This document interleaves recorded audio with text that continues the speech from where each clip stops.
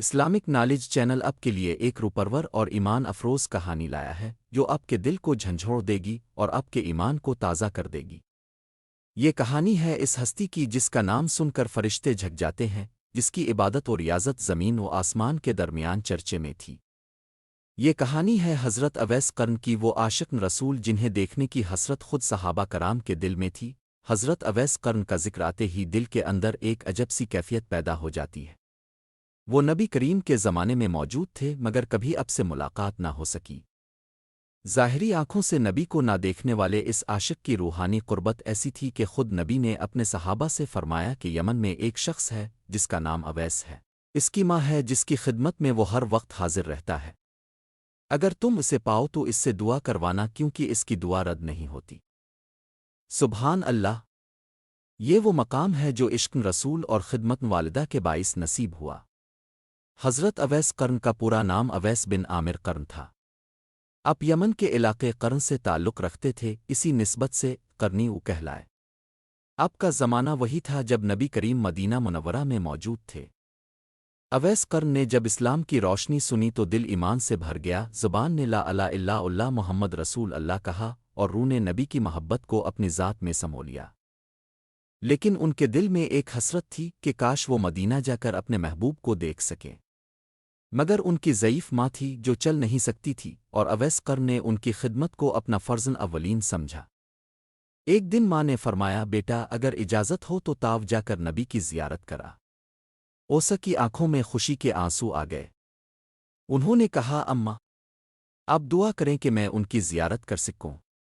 ماں نے کہا، جا مگر زیادہ دیر مت رکنا، میرا دل تیرے بغیر نہیں لگتا۔ اویس قرن چل پڑے، وہ مدینہ پہنچے مگر نبی اس وقت گھر میں موجود نہ تھے۔ اوسا نے دروازے پر سلام کیا اور پوچھا، کیا رسول کریم تشریف رکھتے ہیں؟ بتایا گیا کہ اب کسی کام سے باہر گئے ہیں۔ اوسا کے دل میں تڑپ اٹھی مگر ماں کی اجازت محدود تھی، وہ رک نہ سکے۔ وہ سلام کہہ کر واپس پلٹ گئے۔ جب نبی واپس آئے تو حضرت عمر اور حضرت علی نے عرض کیا، یا رسول اللہ، ایک شخص آیا تھا، بہت نورانی چہرہ، بہت عاجزی سے پوچھا کہ کیا آپ موجود ہیں، مگر آپ گھر میں نہ تھے۔ نبی نے فرمایا، وہ اویس قرنی تھا۔ پھر فرمایا، میرے بعد اگر تم اسے پاؤ تو اس سے دعا کروانا، اس کے چہرے پر کوڑ کے نشان ہوں گے مگر اللہ نے اسے شفا دی ہوگی سوائے ایک درہم کے برابر نشان کے۔ وہ اپنی ماں کی خدمت کرتا ہے اور اللہ کے خاص بندوں میں سے ہے۔ وقت گزرتا گیا، نبی کا وصال ہو گیا۔ حضرت عمر اور حضرت علی کو نبی کا فرمان یاد تھا۔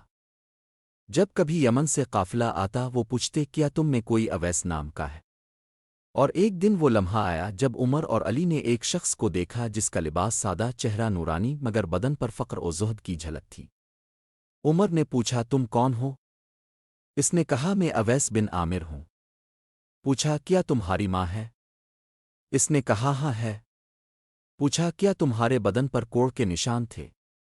کہا تھے، مگر اللہ نے شفا دے دی، صرف ایک درہم کے برابر نشان رہ گیا۔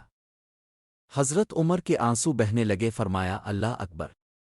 تو ہی وہ ہے جس کی دعا کو نبی نے قبول فرمایا۔ اے اویس، ہمارے لیے دعا کرو۔ اوسرو پڑے، کہا، تم نبی کے ساتھی ہو، میں تمہارے لیے دعا کیسے کروں؟ مگر عمر نے کہا، یہ حکم نبی کا ہے۔ اوسا نے ہاتھ اٹھائے اور دعا کی، اے اللہ! ان دونوں کو بخش دے، یہ وہ مقام قرب ہے جو صرف عشق رسول، خدمت والدہ اور خلوص نیت سے حاصل ہوتا ہے۔ اوسا کا زہد اور عبادت اتنی شدید تھی کہ بعض اوقات دنوں بھوکے رہتے مگر کسی کے سامنے ہاتھ نہیں پھیلاتے۔ راتیں اللہ کے حضور قیام میں گزرتی اور دن ماں کی خدمت میں۔ اب آتے ہیں اس سوال کی طرف کہ قیامت کے دن حضرت اویس قرن کو جنت کے دروازے پر کیوں روکا جائے گا؟ ایک مشہور روایت کے مطابق جب قیامت کے دن اویس قرن جنت کے قریب پہنچیں گے تو فرشتے انہیں روک لیں گے۔ وہ کہیں گے، تمہیں ابھی جنت میں داخل ہونے کی اجازت نہیں کیونکہ تمہارے اوپر کچھ لوگ منتظر ہیں۔ اوسا حیران ہوں گے کہ وہ کون لوگ ہیں؟ فرشتے کہیں گے، وہ لوگ ہیں جنہیں تم نے دنیا میں دعا کا وعدہ کیا تھا کہ تم ان کے لیے اللہ سے بخشش مانگو گے۔ اب تم جنت میں اس وقت تک داخل نہیں ہو سکتے جب تک تم ان سب کے لیے سفارش نہ کر دو جن کے لیے تم نے وعدہ کیا تھا۔ سبحان اللہ! یہ وہ مقام شفاعت ہے جو اللہ نے اپنے خاص بندے کو عطا کیا۔ اویس قرن اس وقت کہہ اٹھیں گے، اے اللہ! जिन जिन के लिए मैंने दुआ का वदा किया था सबको बख्श दे, और फिर उनके वसीले से एक बड़ा गिरोह जन्नत में दाखिल होगा। ये वाक़या हमें ये सिखाता है कि अल्लाह के मुक़र्रब बंदे दुनिया में गुमनाम रहते हैं मगर उनका मकाम आसमानों पर बुलंद होता है। ओसा ना सहाबी थे ना नबी के दरबार में बैठे मगर उनका इश्क, उनका खुलूस, उनकी खिदमत ने उन्हें वो मर्तबा दिया जो बड़े बड़े वलियों को भी आसानी से नहीं मिलता। दुनिया की आंखें उन्हें ना पहचान सकें मगर अर्श के फरिश्ते उनके नाम से वाकिफ थे। ओसा की दुआ में असर था क्योंकि वो दिल से खालिस थे। उन्होंने किसी दुनियावी फ़ायदे के लिए इबादत नहीं की, ना किसी से तारीफ चाही। उनका सब कुछ अल्लाह के लिए था। वो जब अल्लाह से बात करते तो ऐसा लगता जैसे आशिक अपने महबूब से राज व नियाज कर रहा हो। उनके आंसू ज़मीन पर गिरते तो रहमत खुदा बरसती, उनके सजदे में ऐसी आजिज़ी होती कि आसमान लरज़ उठता। यही इखलास, यही आजिज़ी उन्हें क़यामत के दिन वो मकाम दिलवाएगी कि जब उन्हें जन्नत के दरवाज़े पर रोका जाएगा तो वो अकेले नहीं बल्कि इनके साथ उन लोगों की भी मग़फ़िरत होगी जिनके लिए उन्होंने दुआ का वदा किया था। इस्लाम हमें यही दर्स देता है कि अल्लाह के नज़दीक असल मकाम ज़ाहिरी शान और शौकत से नहीं बल्कि दिल की सफ़ाई, वालिदैन की खिदमत और नबी की मोहब्बत से हासिल होता है। अवैस कर्न ने ये सब कुछ दुनिया से छप कर किया मगर अल्लाह ने उन्हें अपनी पहचान अता कर दी। और याद रखिए, जो माँ की खिदमत में मुखलिस हो, जो नबी से सच्ची मोहब्बत रखे और जो अल्लाह के लिए इबादत करे, इसके लिए दुनिया और आखिरत दोनों कामयाबियाँ हैं।